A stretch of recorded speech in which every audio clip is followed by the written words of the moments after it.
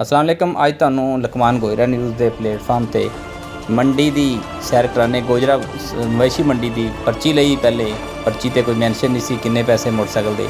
अच्छा जी, इंटर हो गए। गर्मी बड़ी सी, 3 बजे का टाइम सी।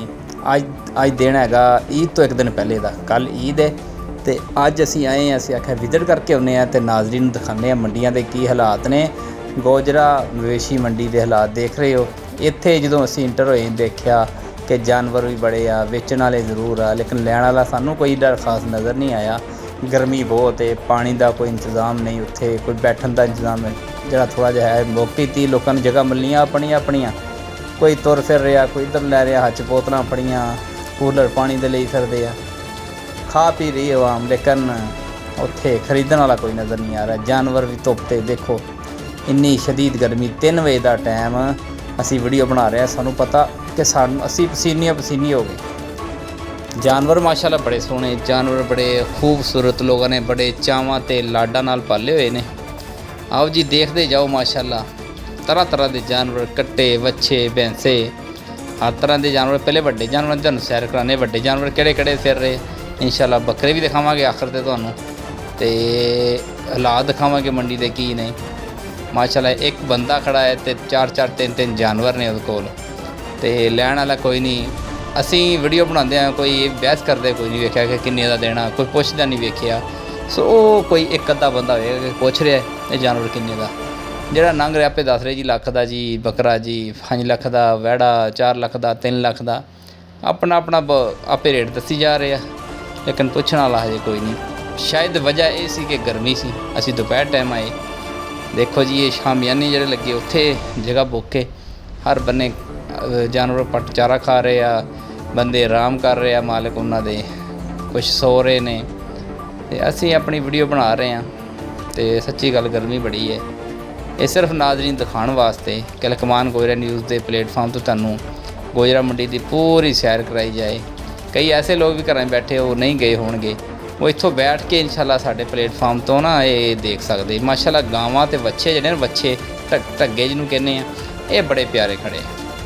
जिथे भी देखे माशाल्लाह बड़े निग्गर ते प्यारे ने, रेट भी चंगे इन्हां दे। अच्छा जी, चलते चलते अगों असीं आख्या वो अगे जाने आ। इत्थे माशाल्लाह छोटे छोटे 1-2 बकरे भी खड़े कीते इन्हां ने। ते जनाब साहब आप लम्मे पै लो जी। बकरे किन्ने किन्ने सोहने जानवर, 1 लाख 1.5 लाख इन्हां दा रेट कह रहे सी। अच्छा जी, इत्थे कोई टैक्स नहीं, कोई फीस नहीं कहते जी।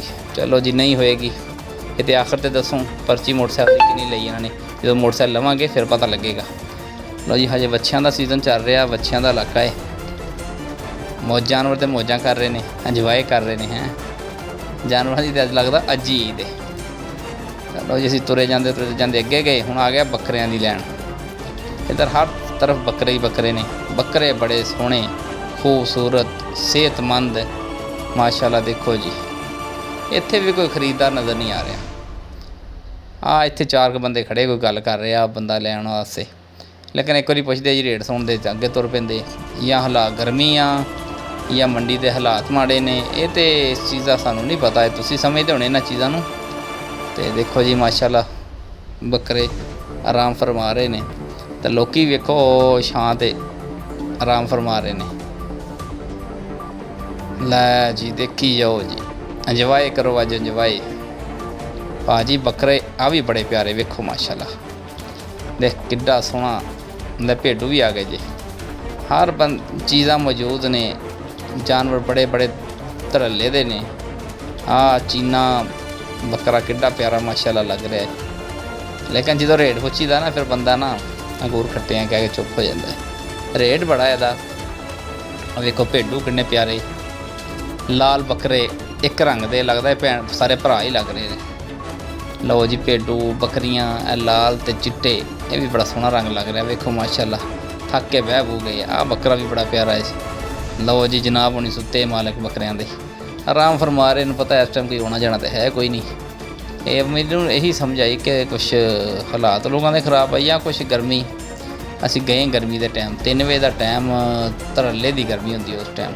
सानू अपने कपड़े भेज के लिया जी। कैंप आ गए जी इतने, रेस्क्यू 1122 हो मैडिकल कैंप हो गया जी। आ पानी के जग खुले रखे थे, लेकिन खाली, सानू तो पानी पीने लब्भा कोई नहीं। मोल वाला पानी मिल रहा से इत्थे। ਹਾਂਜੀ ਮੁੱਲ ਵਾਲੀ ਜਿਹੜੀਆਂ ਬਣੀਆਂ ਚਣੇ ਲੈ ਲਓ, ਪਾਣੀ ਲੈ ਲਓ, ਹਰ ਸ਼ੈ ਵਿਕਦੀ ਇੱਥੇ। ਵੇਚਣ ਵਾਲਿਆਂ ਦੇ ਕਾਰੋਬਾਰ ਮਾਸ਼ਾਅੱਲਾ ਚੱਲੇ ਹੋਏ ਨੇ। ਲਓ ਜੀ ਬੱਕਰੇ ਵੇਖੀ ਜਾਓ। ਆਖਰ 'ਤੇ ਅਸੀਂ ਹੁਣ ਬਾਹਰ ਜਾ ਰਹੇ ਹਾਂ।